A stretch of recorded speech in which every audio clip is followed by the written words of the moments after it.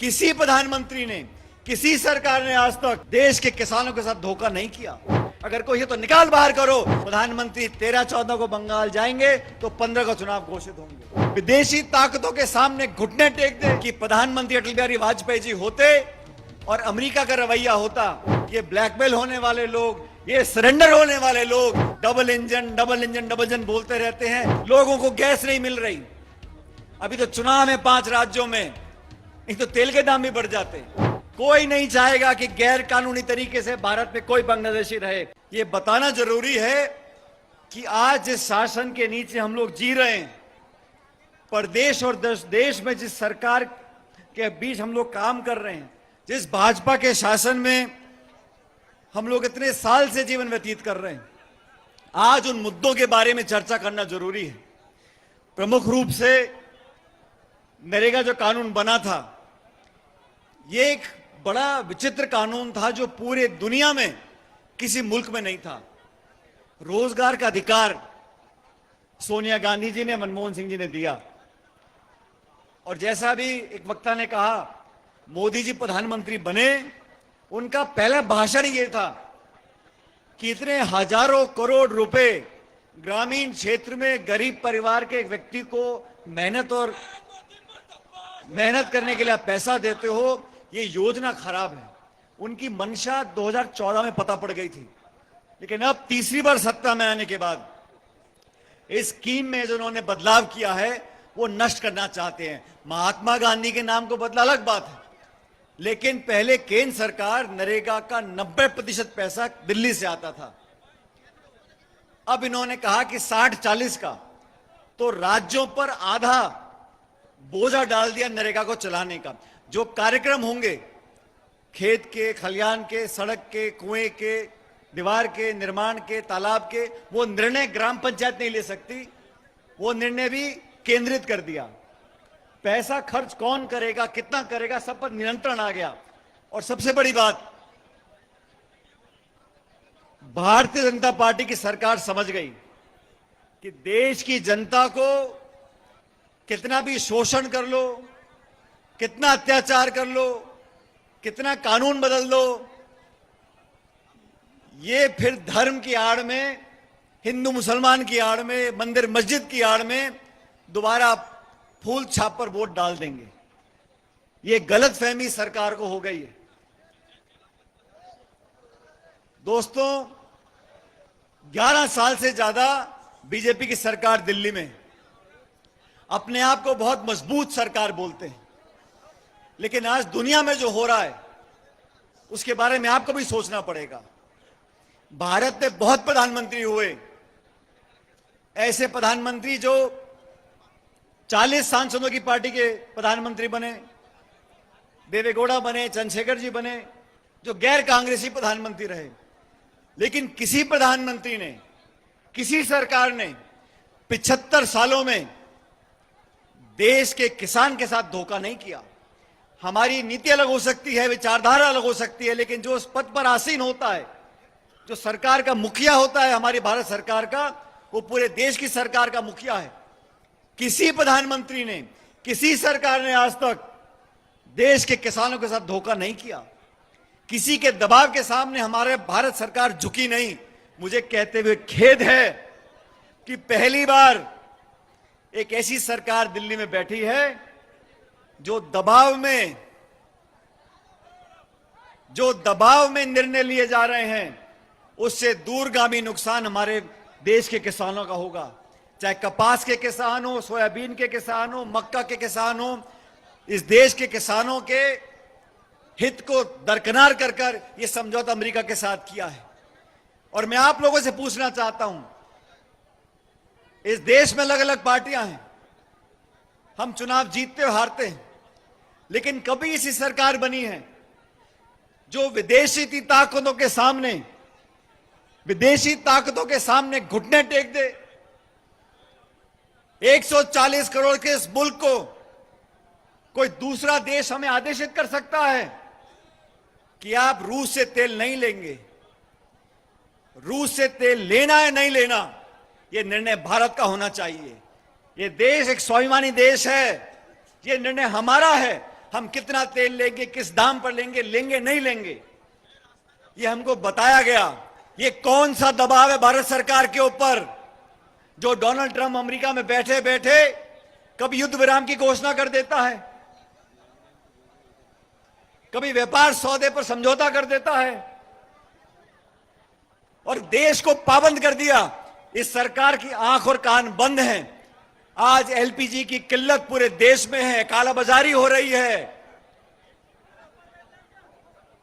लोगों को गैस नहीं मिल रही। अभी तो चुनाव है 5 राज्यों में, नहीं तो तेल के दाम भी बढ़ जाते। लेकिन जिन मुल्कों के साथ हमारा समझौता हुआ है, आज खाड़ी में 95 लाख भारतीय रहते हैं, उनकी सुरक्षा के लिए सरकार क्या कर रही है? ऊर्जा, 88% ऊर्जा भारत की तेल और गैस हम निर्यात करते हैं, उनके दामों को लगाम कैसे लगाएंगे? आप कानून बनाते हो, ऐसे कानून बनते हैं जहां पक्षपात दिखाई देता है। हमने कानून बनाया सोनिया गांधी जी की सरकार और मनमोहन सिंह की सरकार ने, और मुझे फक्र है, हमने शिक्षा का अधिकार दिया, खाद्य सुरक्षा का अधिकार दिया, आदिवासियों का अधिकार दिया, जमीन अधिग्रहण में कानून बनाया। और मोदी सरकार ने क्या कानून बनाए? नोटबंदी लेकर आ गए, गलत जीएसटी थोप दी, देश को लाइनों में लगा दिया और आज ये हालात पैदा कर दिए हैं कि देश और प्रदेश में सिर्फ चंद पूंजीपतियों की तूती बोल रही है, बाकी जनता से, गरीब से, किसान से, महिला से कोई सरोकार नहीं है। इस व्यवस्था के खिलाफ पूरे देश में कांग्रेस पार्टी राहुल गांधी जी और खड़गे जी के नेतृत्व में जनता की आवाज को बुलंद कर रही है। छत्तीसगढ़ में 2.25 साल हो गए, अभी बघेल जी भाषण दे रहे थे, मैं तो धन्यवाद करना चाहता हूं आपका। आपने जो काम किया भूपेश जी, ये काम गृह मंत्रालय का है, ये काम पुलिस का है। छत्तीसगढ़ में सरकार की नाक के नीचे अफीम की खेती हो रही है और सरकार को मालूम नहीं है। आपने उजागर कर दिया, पूरी पार्टी खड़ी हो गई, सरकार को मजबूरन कदम उठाना पड़ गया। नहीं तो ये सरकार किसी भी अपराधी पे तब कार्रवाई करती है जब उसका संपर्क वो कांग्रेस से जोड़ सकती है। बाकी कोई कमी नहीं छोड़ी, शाम दाम दंड भेद सब लगा दिए। अभी कल राज्यसभा के चुनाव हुए, अलग अलग दलों के विधायकों को मजबूरन लालच देकर अपने पक्ष में वोट डलवा रहे हैं। अरे क्या जरूरत है आपको? इस लोकतंत्र को जीवित रखने के लिए लोगों ने कुर्बानियां दी हैं। 75 साल तक संस्थाओं को मजबूत करने के लिए अलग अलग सरकारों ने बहुत त्याग बलिदान दिया। मैं कल्पना नहीं कर सकता कि प्रधानमंत्री अटल बिहारी वाजपेयी जी होते और अमेरिका का रवैया होता तो हम उस समय की सरकार अगर भाजपा की होती तो कभी इसको मानने को तैयार नहीं होती। और राहुल गांधी बार बार चेतावनी देते रहे, कोविड होगा, महामारी होगी, देश के लिए कुछ कर लो, लॉकडाउन लगाना पड़ेगा। जनता की सुनने के बजाय, राहुल जी की सुनने के बजाय घमंड और आक्रमण में राज हो रहा था। और आज सरकार से सवाल पूछते हैं तो सांसदों को बर्खास्त किया जाता है, सांसदों के, राहुल जी के माइक बंद कर दिए जाते हैं। इस व्यवस्था में, लोकतंत्र में, जहां निर्वाचन आयोग पर तमाम आरोप लग रहे हैं और कोई सफाई देने को तैयार नहीं है।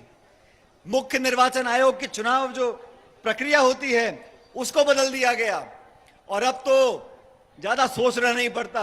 हम सब जानते हैं जिस दिन चुनाव में जाने वाले राज्य के अंदर प्रधानमंत्री की आखिरी सभा होगी उसके बाद ही चुनाव घोषित होंगे।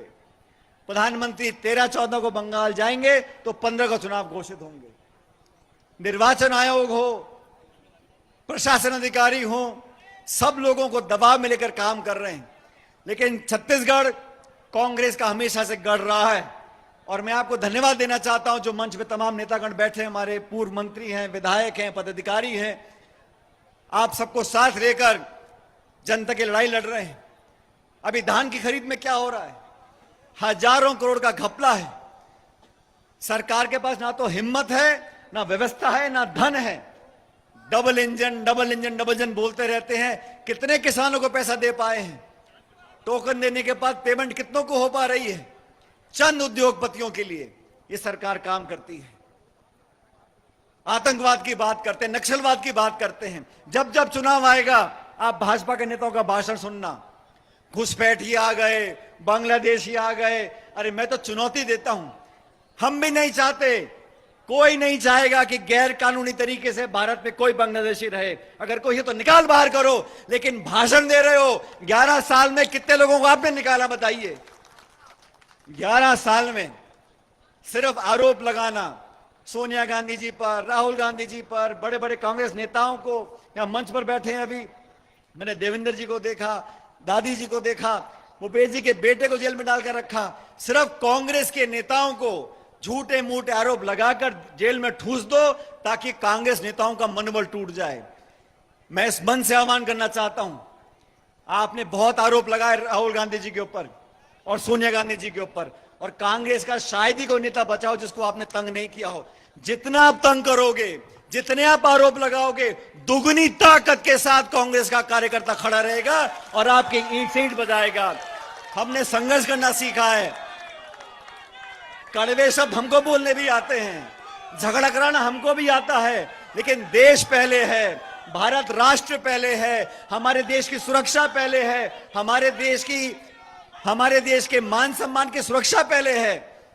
हम लोग हर चीज को लेकर राजनीति नहीं करते, लेकिन मैं जानता हूं कि भाजपा के नेताओं के पास जब नीति निर्माण के लिए कोई समय नहीं, जब जनता की भलाई के लिए कोई नीति निर्माण करने का आपकी कल्पना नहीं है, तो सिर्फ और सिर्फ आप भाषण दे सकते हो। अब जब से ईरान और अमेरिका का युद्ध चालू हुआ है, हम लोग कह कह के थक गए। अरे अपना पक्ष सामने लेकर आओ, निष्पक्षता की बात करो, युद्ध विराम की बात करो, और खाड़ी में हमारे देखो लाखों हिंदुस्तानी फंसे हुए हैं, उनको लाने की बात करो। कोई जवाब सरकार के बीच में नहीं आ रहा।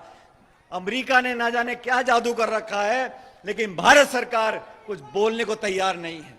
ये दबाव में काम करने वाले लोग, ये ब्लैकमेल होने वाले लोग, ये सरेंडर होने वाले लोग, इनको जनता बर्दाश्त नहीं करेगी।